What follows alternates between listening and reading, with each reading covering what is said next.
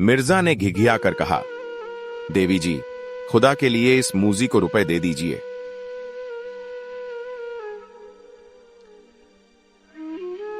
खन्ना ने हाथ जोड़कर याचना की, हमारे ऊपर दया करो मिस मालती।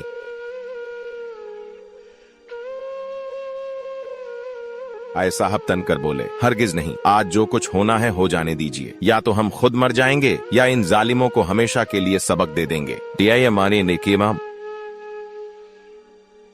तनखा ने राय साहब को डांट बताई, शेर की मांद में घुसना कोई बहादुरी नहीं है, मैं इसे मूर्खता समझता हूं। मगर मिस मालती के मनोभाव कुछ और ही थे। खान के लालसा प्रदीप्त नेत्रों ने उन्हें आश्वस्त कर दिया था और अब इस कांड में उन्हें मनचलेपन का आनंद आ रहा था। उनका हृदय कुछ देर इन नरपुंगवों के बीच में रहकर उसके बर्बर प्रेम का आनंद उठाने के लिए ललचा रहा था। शिष्ट प्रेम की दुर्बलता और निर्जीवता का उन्हें अनुभव हो चुका था। आज अखड़ अनगढ़ पठानों के उन्मत्त प्रेम के लिए उनका मन दौड़ रहा था, जैसे संगीत का आनंद उठाने के बाद कोई मस्त हाथियों की लड़ाई देखने के लिए दौड़े। उन्होंने खान साहब के सामने जाकर निशंक भाव से कहा, तुम्हें रुपए नहीं मिलेंगे। खान ने हाथ बढ़ाकर कहा, तो हम तुमको लूट ले जाएगा। तुम इतने आदमियों के बीच से हमें नहीं ले जा सकते, हम तुमको 1000 आदमियों के बीच से ले जा सकता है। तुमको जान से हाथ धोना पड़ेगा। हम अपने माशूक के लिए अपने जिस्म का एक एक बोटी नुचवा सकता है। उसने मालती का हाथ पकड़कर खींचा। उसी वक्त होरी ने कमरे में कदम रखा। वह राजा जनक का माली बना हुआ था और उसके अभिनय ने देहातियों को हंसाते हंसाते लौटा दिया था। उसने सोचा, मालिक अभी तक क्यों नहीं आए, वह भी तो आकर देखें कि देहाती इस काम में कितने कुशल होते हैं। उनके यार दोस्त भी देखें, कैसे मालिक को बुलाए। वह अवसर खोज रहा था और ज्यों ही मोहलत मिली दौड़ा हुआ यहाँ आया, मगर यहाँ का दृश्य देखकर भौचक्का सा खड़ा रह गया। सब लोग चुप्पी साधे थर थर कांपते कातर नेत्रों से खान को देख रहे थे और खान मालती को अपने तरफ खींच रहा था। उसकी सहज बुद्धि ने परिस्थिति का अनुमान कर लिया। उसी वक्त राय साहब ने पुकारा, होरी दौड़ कर जा और सिपाहियों को बुला ला, जल्द दौड़। होरी पीछे मुड़ा था कि खान ने उसके सामने बंदूक तान कर डांटा, कहाँ जाता है, सुअरम गोली मार देगा। होरी गंवार था, लाल पगड़ी देखकर उसके प्राण निकल जाते थे, लेकिन मस्त सांड पर लाठी लेकर पिल पड़ता था।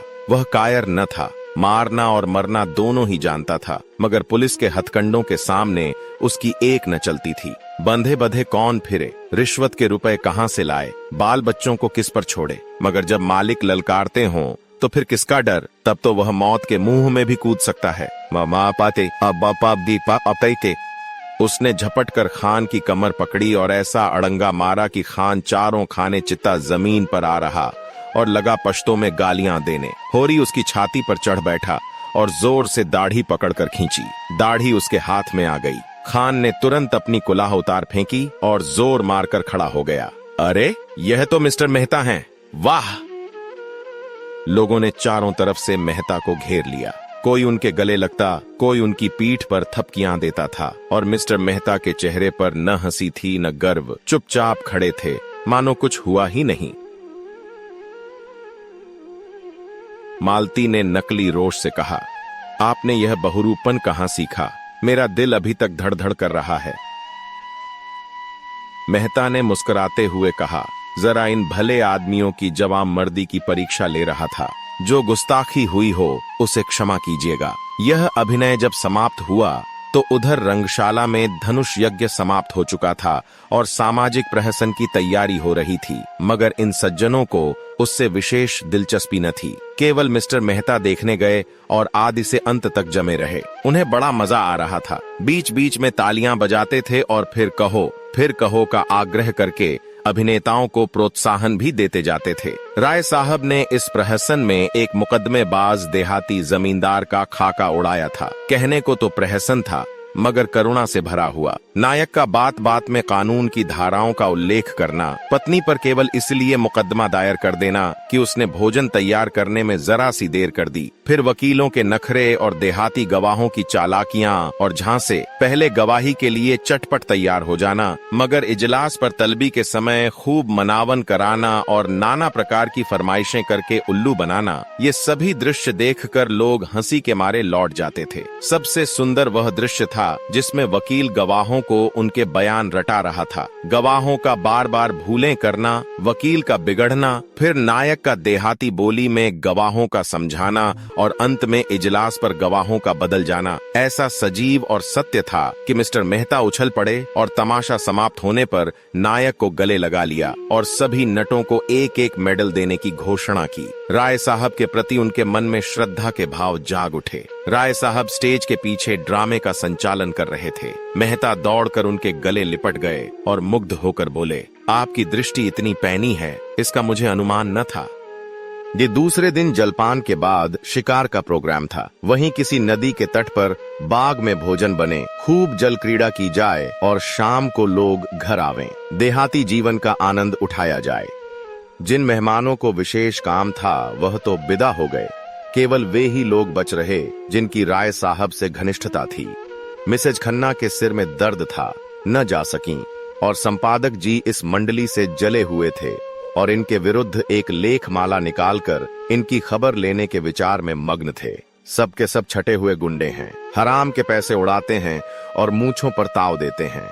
दुनिया में क्या हो रहा है इन्हें क्या खबर, इनके पड़ोस में कौन मर रहा है इन्हें क्या परवाह। इन्हें तो अपने भोग विलास से काम है। यह मेहता जो फिलासफर बना फिरता है, उसे यही धुन है कि जीवन को संपूर्ण बनाओ। महीने में 1000 मार लाते हो, तुम्हें अख्तियार है। जीवन को संपूर्ण बनाओ या परिपूर्ण बनाओ। जिसको यह फिक्र दबाए डालती है कि लड़कों का ब्याह कैसे हो, या बीमार स्त्री के लिए वैद्य कैसे आएं, या आपकी घर का किराया किसके घर से आएगा, वह अपना जीवन कैसे संपूर्ण बनाए। छूटे सांड बने दूसरों के खेत में मुंह मारते फिरते हो और समझते हो संसार में सब सुखी हैं। तुम्हारी आंखें तब खुलेंगी जब क्रांति होगी और तुमसे कहा जाएगा, बचा खेत में चलकर हल जोतो। तब देखें तुम्हारा जीवन कैसे संपूर्ण होता है। और वह जो है मालती, जो बेहतर घाटों का पानी पीकर भी मिस बनी फिरती है, शादी नहीं करेगी। इससे जीवन बंधन में पड़ जाता है और बंधन में जीवन का पूरा विकास नहीं होता। बस जीवन का पूरा विकास इसी में है कि दुनिया को लूटे जाओ और निर्द्वंद्व विलास किए जाओ। सारे बंधन तोड़ दो, धर्म और समाज को गोली मारो, जीवन कर्तव्यों को पास न फटकने दो। बस तुम्हारा जीवन संपूर्ण हो गया। इससे ज्यादा आसान और क्या होगा। माँ बाप से नहीं पटती, उन्हें धता बताओ, शादी मत करो, यह बंधन है।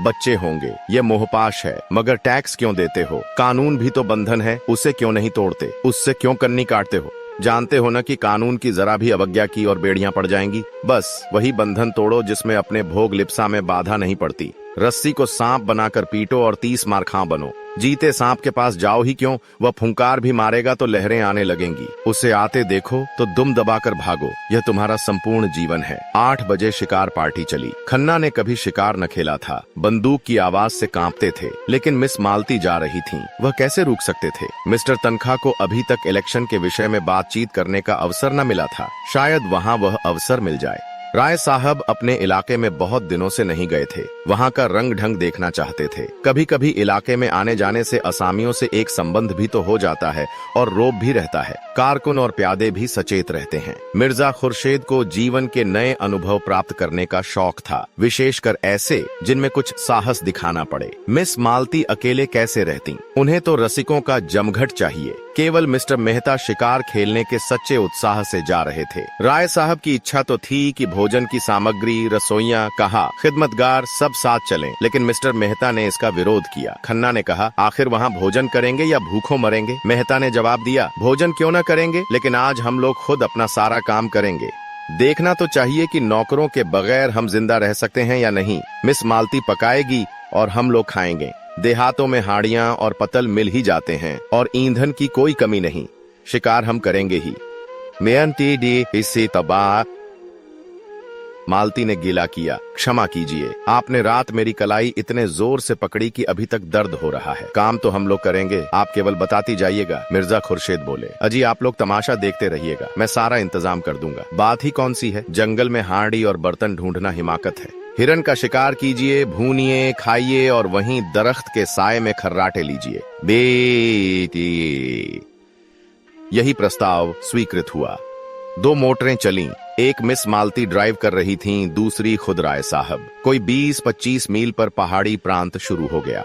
दोनों तरफ ऊंची पर्वतमाला दौड़ी चली आ रही थी। सड़क भी पेंचदार होती जाती थी। कुछ दूर की चढ़ाई के बाद एकाएक ढाल आ गया और मोटर वेग से नीचे की ओर चली। दूर से नदी का पाट नजर आया, किसी रोगी की भांति दुर्बल, निस्पंद। कगार पर एक घने वट वृक्ष की छाह में कारें रोक दी गईं और लोग उतरे। यह सलाह हुई कि 2-2 की टोली बने और शिकार खेलकर 12 बजे तक यहाँ आ जाए। मिस मालती मेहता के साथ चलने को तैयार हो गईं। खन्ना मन में ऐंठ कर रह गए। जिस विचार से आए थे उसमें जैसे पंचर हो गया। अगर जानते मालती दगा देगी तो घर लौट जाते, लेकिन राय साहब का साथ उतना रोचक न होते हुए भी बुरा न था। उनसे बहुत सी मुआमले की बातें करनी थीं। खुर्शेद और तनखा बच रहे। उनकी टोली बनी बनाई थी। तीनों टोलियां एक एक तरफ चल दीं। कुछ दूर तक पथरीली पगडंडी पर मेहता के साथ चलने के बाद मालती ने कहा, तुम तो चले ही जाते हो, जरा दम ले लेने दो।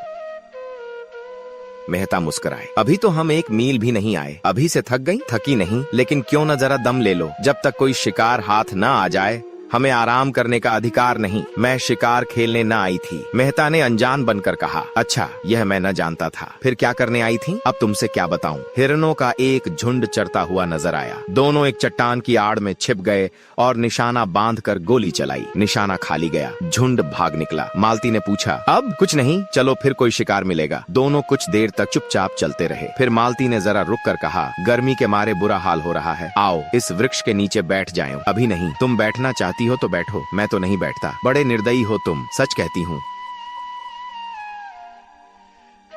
जब तक कोई शिकार न मिल जाए मैं बैठ नहीं सकता। तब तो तुम मुझे मार ही डालोगे। अच्छा बताओ, रात तुमने मुझे इतना क्यों सताया? मुझे तुम्हारे ऊपर बड़ा क्रोध आ रहा था। याद है तुमने मुझे क्या कहा था, तुम हमारे साथ चलेगा दिलदार? मैं न जानती थी तुम इतने शरीर हो। अच्छा सच कहना, तुम उस वक्त मुझे अपने साथ ले जाते? मेहता ने कोई जवाब न दिया, मानो सुना ही नहीं। दोनों कुछ दूर चलते रहे। एक तो जेठ की धूप, दूसरे पथरीला रास्ता। मालती थक कर बैठ गई। मेहता खड़े खड़े बोले, अच्छी बात है, तुम आराम कर लो, मैं यहीं आ जाऊंगा। ओ आई अबा सामी, मुझे अकेले छोड़कर चले जाओगे? अमेने, मैं जानता हूँ तुम अपने रक्षा कर सकती हो। कैसे जानते हो? नए युग की देवियों की यही सिफत है, वह मर्द का आश्रय नहीं चाहती, उससे कंधा मिलाकर चलना चाहती हैं। मालती ने झेंपते हुए कहा, तुम कोरे फिलासफर हो मेहता। सच। सामने वृक्ष पर एक मोर बैठा हुआ था। मेहता ने निशाना साधा और बंदूक चलाई। मोर उड़ गया। मालती प्रसन्न होकर बोली, बहुत अच्छा हुआ, मेरा शाप पड़ा। मेहता ने बंदूक कंधों पर रखकर कहा, तुमने मुझे नहीं, अपने आप को शाप दिया। शिकार मिल जाता तो मैं 10 मिनट की मोहलत देता, अब तो तुमको फौरन चलना पड़ेगा। मालती उठकर मेहता का हाथ पकड़ती हुई बोली, फिलासफरों के शायद हृदय नहीं होता। तुमने अच्छा किया विवाह नहीं किया, उस गरीब को मार ही डालते, मगर मैं यूं न छोड़ूंगी। तुम मुझे छोड़कर नहीं जा सकते।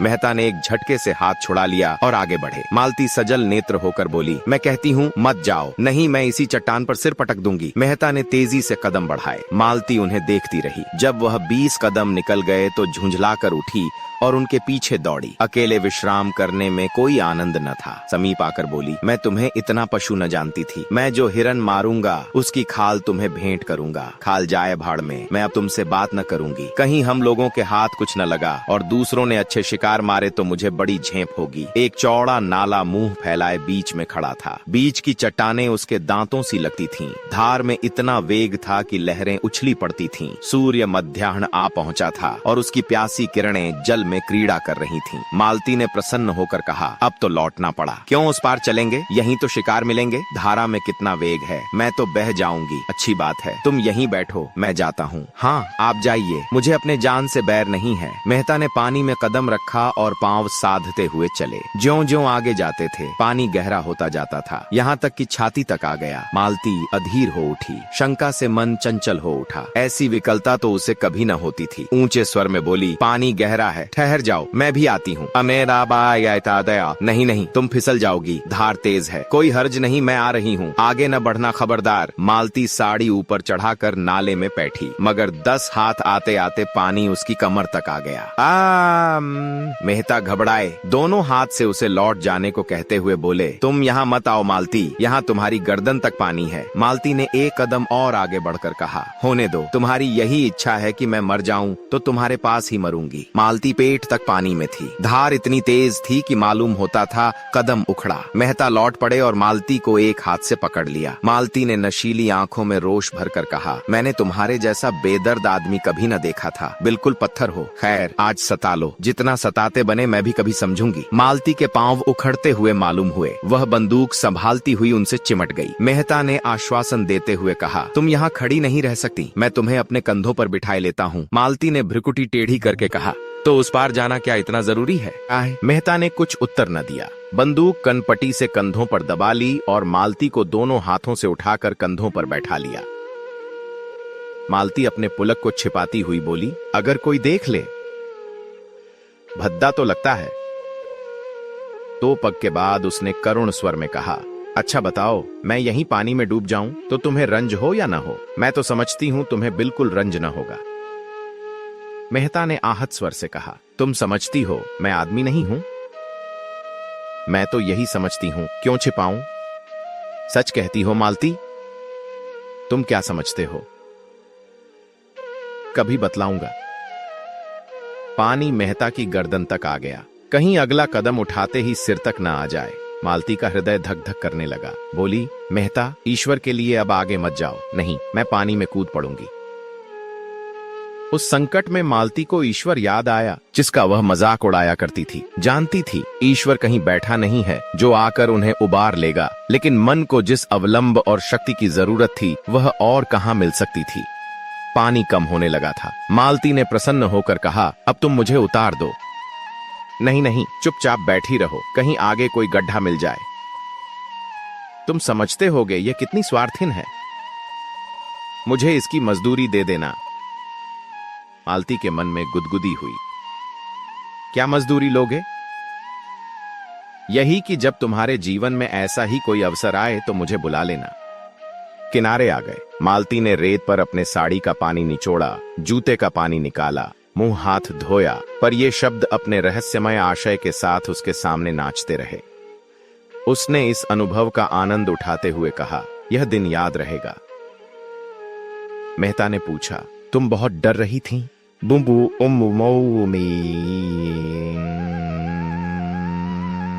पहले तो डरी, लेकिन फिर मुझे विश्वास हो गया कि तुम हम दोनों की रक्षा कर सकते हो। मेहता ने गर्व से मालती को देखा। उनके मुख पर परिश्रम की लाली के साथ तेज था। मुझे यह सुनकर कितना आनंद आ रहा है। तुम यह समझ सकोगी मालती? तुमने समझाया कब? उलटे और जंगलों में घसीटते फिरते हो और अभी फिर लौटती बार यही नाला पार करना पड़ेगा। तुमने कैसी आफत में जान डाल दी। मुझे तुम्हारे साथ रहना पड़े तो एक दिन न पटे। मेहता मुस्कुराए। इन शब्दों का संकेत खूब समझ रहे थे। तुम मुझे इतना दुष्ट समझती हो और जो मैं कहूं कि मैं तुमसे प्रेम करता हूं तो तुम मुझसे विवाह करोगी? ऐसे काठ कठोर से कौन विवाह करेगा? रात दिन जलाकर मार डालोगे। और मधुर नेत्रों से देखा, मानो कह रही हो, इसका आशय तुम खूब समझते हो, इतने बुद्धू नहीं हो। मेहता ने जैसे सचेत होकर कहा, तुम सच कहती हो मालती। मैं किसी रमणी को प्रसन्न नहीं रख सकता। मुझसे कोई स्त्री प्रेम का स्वांग नहीं कर सकती। मैं उसके अंतस्थल तक पहुंच जाऊंगा, फिर मुझे उससे अरुचि हो जाएगी। मालती कांप उठी। इन शब्दों में कितना सत्य था। उसने पूछा, अच्छा बताओ, तुम कैसे प्रेम से संतुष्ट होगे? बस यही कि जो मन में हो वही मुख पर हो। मेरे लिए रंग रूप और हाव भाव और नाजो अंदाज का मूल्य उतना ही है जितना होना चाहिए। मैं वह भोजन चाहता हूँ जिससे आत्मा की तृप्ति हो। उत्तेजक और शोषक पदार्थों की मुझे जरूरत नहीं। मालती ने होंठ सिकोड़कर ऊपर को सांस खींचते हुए कहा, तुमसे कोई पेश न पाएगा, एक ही घाघ हो। अच्छा बताओ, मेरे विषय में तुम्हारा क्या ख्याल है? मेहता ने नटखटपन से मुस्कुराकर कहा, तुम सब कुछ कर सकती हो। बुद्धिमती हो, चतुर हो, प्रतिभावान हो, दयालु हो, चंचल हो, स्वाभिमानी हो, त्याग कर सकती हो, लेकिन प्रेम नहीं कर सकती। मालती ने पैनी दृष्टि से ताक कर कहा, झूठे हो तुम, बिल्कुल झूठे। मुझे तुम्हारा यह दावा निस्सार मालूम होता है कि तुम नारी हृदय तक पहुंच जाते हो। दोनों नाले के किनारे किनारे चले जा रहे थे। 12 बज चुके थे, पर अब मालती को न विश्राम की इच्छा थी न लौटने की। आज के संभाषण में उसे एक ऐसा आनंद आ रहा था जो उसके लिए बिल्कुल नया था। उसने कितने ही विद्वानों और नेताओं को एक मुस्कान में, एक चितवन में, एक रसीले वाक्य में उल्लू बनाकर छोड़ दिया था। ऐसी बालू की दीवार पर वह जीवन का आधार नहीं रख सकती थी। आज उसे वह कठोर, ठोस, पत्थर सी भूमि मिल गई थी जो फावड़ों से चिंगारियां निकाल रही थी, और उसकी कठोरता उसे उत्तरोत्तर मोहे लेती थी। धाए की आवाज हुई। एक लालसर नाले पर उड़ा जा रहा था। मेहता ने निशाना मारा। चिड़िया चोट खाकर भी कुछ दूर उड़ी, फिर बीच धार में गिर पड़ी और लहरों के साथ बहने लगी। अभी जाकर लाता हूं, जाती कहां है? यह कहने के साथ वह रेत में दौड़े और बंदूक किनारे पर रख गड़ाप से पानी में कूद पड़े और बहाव की ओर तैरने लगे। मगर आधा मील तक पूरा जोर लगाने पर भी चिड़िया न पा सके। चिड़िया मरकर भी जैसे उड़ी जा रही थी।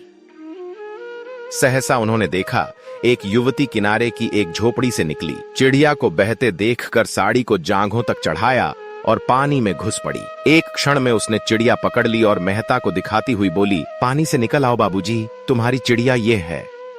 मेहता युवती की चपलता और साहस देखकर मुग्ध हो गए। तुरंत किनारे की ओर हाथ चलाए और 2 मिनट में युवती के पास जा खड़े हुए। युवती का रंग था तो काला और वह भी गहरा।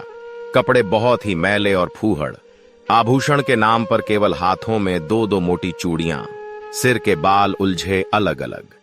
मुखमंडल का कोई भाग ऐसा नहीं जिसे सुंदर या सुघड़ कहा जा सके, लेकिन उस स्वच्छ निर्मल जलवायु ने उसके कालेपन में ऐसा लावण्य भर दिया था और प्रकृति की गोद में पलकर उसके अंग इतने सुडौल, सुगठित और स्वच्छंद हो गए थे कि यौवन का चित्र खींचने के लिए उससे सुंदर कोई रूप न मिलता। उसका सबल स्वास्थ्य जैसे मेहता के मन में बल और तेज भर रहा था। मेहता ने उसे धन्यवाद देते हुए कहा, तुम बड़े मौके से पहुंच गई, नहीं मुझे न जाने कितनी दूर तैरना पड़ता। युवती ने प्रसन्नता से कहा, मैंने तुम्हें तैरते आते देखा तो दौड़ी। शिकार खेलने आए होंगे? हाँ, आए तो थे शिकार ही खेलने, मगर दोपहर हो गया और यही चिड़िया मिली है। तेंदुआ मारना चाहो तो मैं उसका ठौर दिखा दूं। रात को यहाँ रोज पानी पीने आता है, कभी कभी दोपहर में भी आ जाता है। फिर जरा सकुचा कर सिर झुकाए बोली, उसकी खाल हमें देनी पड़ेगी। चलो मेरे द्वार पर, वहाँ पीपल की छाया है। यहाँ धूप में कब तक खड़े रहोगे? कपड़े भी तो गीले हो गए हैं। मेहता ने उसकी देह में चिपकी हुई गीली साड़ी की ओर देखकर कहा, तुम्हारे कपड़े भी तो गीले हैं। उसने लापरवाही से कहा,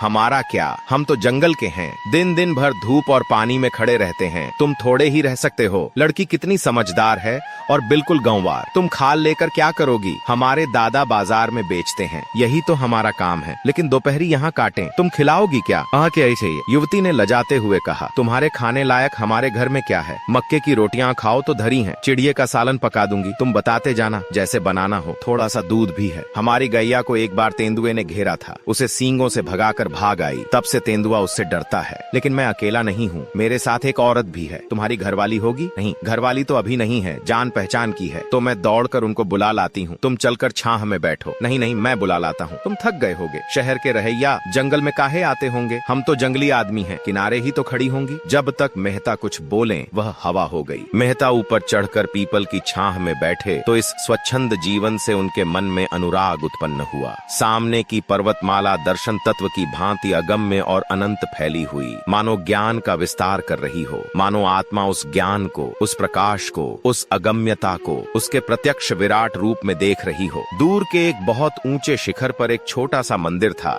जो उस अगम्यता में बुद्धि की भांति ऊंचा पर खोया हुआ सा खड़ा था, मानो वहां तक पर मारकर पक्षी विश्राम लेना चाहता है और कहीं स्थान नहीं पाता। मेहता इन्हीं विचारों में डूबे हुए थे कि युवती मिस मालती को साथ लिए आ पहुंची।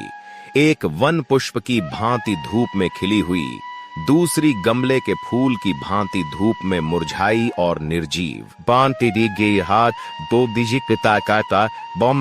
मालती ने बेदिली के साथ कहा, पीपल की छाह बहुत अच्छी लग रही है। क्यों? और यहाँ भूख के मारे प्राण निकले जा रहे हैं। युवती 2 बड़े बड़े मटके उठा लाई और बोली, तुम जब तक यहीं बैठो, मैं अभी दौड़कर पानी लाती हूँ, फिर चूल्हा जला दूंगी और मेरे हाथ का खाओ तो मैं एक क्षण में बाटियां सेंक दूंगी। नहीं, अपने आप सेंक लेना। हाँ, गेहूं का आटा मेरे घर में नहीं है और यहाँ कहीं कोई दुकान भी नहीं है कि ला दूं। मालती को मेहता पर क्रोध आ रहा था। बोली, तुम यहाँ क्यों आकर पड़ रहे? मेहता ने चिढ़ाते हुए कहा, एक दिन जरा जीवन का आनंद भी तो उठाओ। देखो मक्के की रोटियों में कितना स्वाद है। मुझसे मक्के की रोटियां खाई ही न जाएंगी और किसी तरह निगल भी जाऊं तो हजम न होंगी। तुम्हारे साथ आकर मैं बहुत पछता रही हूँ। रास्ते भर दौड़ा के मार डाला और अब यहाँ लाकर पटक दिया। मेहता ने कपड़े उतार दिए थे और केवल एक नीला जांघिया पहने बैठे हुए थे। युवती को मटके ले जाते देखा तो उसके हाथ से मटके छीन लिए और कुएं पर पानी भरने चले। दर्शन के गहरे अध्ययन में भी उन्होंने अपने स्वास्थ्य की रक्षा की थी और दोनों मटके लेकर चलते हुए उनकी मांसल और चौड़ी छाती और मछलीदार जांघें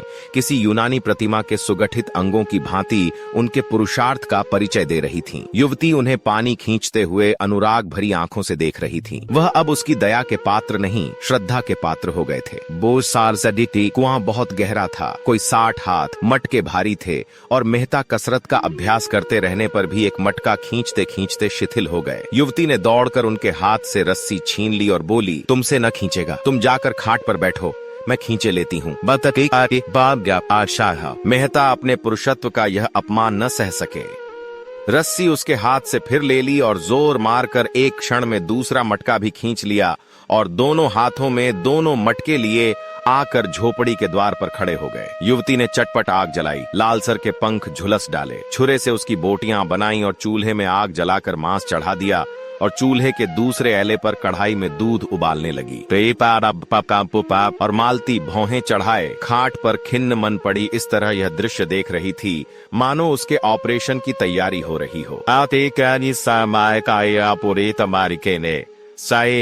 मेहता झोपड़ी के द्वार पर खड़े होकर युवती के गृह कौशल को अनुरक्त नेत्रों से देखते हुए बोले, मुझे भी तो कोई काम बताओ, मैं क्या करूं? युवती ने मीठी झिड़की के साथ कहा, तुम्हें कुछ नहीं करना है, जाकर बाई के पास बैठो, बेचारी बहुत भूखी है, दूध गर्म हुआ जाता है, उसे पिला देना। उसने एक घड़े से आटा निकाला और गूंधने लगी। मेहता उसके अंगों का विलास देखते रहे। युवती भी रह रहकर उन्हें कनखियों से देखकर अपना काम करने लगती थी। मालती ने पुकारा, तुम वहाँ क्यों खड़े हो? मेरे सिर में जोर का दर्द हो रहा है, आधा सिर ऐसा फटा पड़ता है जैसे गिर जाएगा। मेहता ने आकर कहा, मालूम होता है धूप लग गई है। मैं क्या जानती थी तुम मुझे मार डालने के लिए यहाँ ला रहे हो? तुम्हारे साथ कोई दवा भी तो नहीं है क्या? मैं किसी मरीज को देखने आ रही थी जो दवा लेकर चलती। मेरा एक दवाओं का बक्स है, वह सेमरी में है। उफ, सिर फटा जाता है। मेहता ने उसके सिर की ओर जमीन पर बैठकर धीरे धीरे उसका सिर सहलाना शुरू किया। मालती ने आंखें बंद कर लीं। युवती हाथों में आटा भरे, सिर के बाल बिखेरे, आंखें धुएं से लाल और सजल, सारी देह पसीने में तर, जिससे उसका उभरा हुआ वक्ष साफ झलक रहा था, आकर खड़ी हो गई और मालती को आंखें बंद किए पड़ी देखकर बोली, बाई को क्या हो गया है? मेहता बोले, सिर में बड़ा दर्द है। पूरे सिर में है कि आधे में? आधे में बतलाती हैं। दाईं ओर है कि बाईं ओर? बाईं ओर। मैं अभी दौड़ के एक दवा लाती हूँ, घिस कर लगाते ही अच्छा हो जाएगा। तुम इस धूप में कहाँ जाओगी? युवती ने सुना ही नहीं, वेग से एक ओर जाकर पहाड़ियों में छिप गई। कोई आधा घंटे बाद मेहता ने उसे ऊंची पहाड़ी पर चढ़ते देखा। दूर से बिल्कुल गुड़िया सी लग रही थी। मन में सोचा, इस जंगली छोकरी में सेवा का कितना भाव और कितना व्यावहारिक ज्ञान है। लू और धूप में आसमान पर चढ़ी चली जा रही है। अब एक किपकू के आपको। मालती ने आंखें खोलकर देखा, कहाँ गई वह कलूटी? गजब की काली है, जैसे आबनूस का कुंदा हो। इसे भेज दो, राय साहब से कह आए, कार यहाँ भेज दें, इस तपिश में मेरा दम निकल जाएगा। कोई दवा लेने गई है, कहती है उससे आधा सिर का दर्द बहुत जल्द आराम हो जाता है। इनकी दवाएं इन्हीं को फायदा करती हैं, मुझे न करेंगी। तुम तो इस छोकरी पर लट्टू हो गए हो, कितने छिछोरे हो, जैसी रूह वैसे फरिश्ते।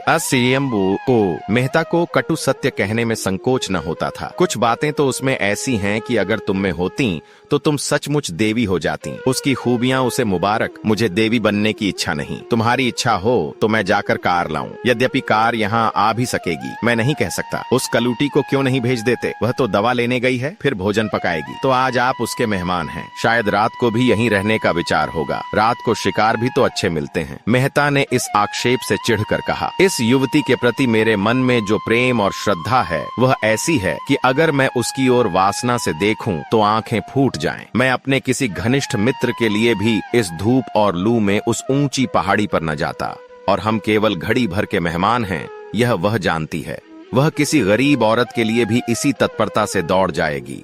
मैं विश्व बंधुत्व और विश्व प्रेम पर केवल लेख लिख सकता हूँ, केवल भाषण दे सकता हूँ। वह उस प्रेम और त्याग का व्यवहार करती है, कहने से करना कहीं कठिन है, इसे तुम भी जानती हो। मालती ने उपहास भाव से कहा, बस बस, वह देवी है, मैं मान गई। उसके वक्ष में उभार है, नितंबों में भारीपन है। देवी होने के लिए और क्या चाहिए? मेहता तिलमिला उठे, तुरंत उठे और कपड़े पहने जो सूख गए थे, बंदूक उठाई और चलने को तैयार हुए। मालती ने फुंकार मारी, तुम नहीं जा सकते मुझे अकेली छोड़कर। तब कौन जाएगा? वही तुम्हारी देवी। मेहता हतबुद्धि से खड़े थे। नारी पुरुष पर कितनी आसानी से विजय पा सकती है, इसका आज उन्हें जीवन में पहला अनुभव हुआ।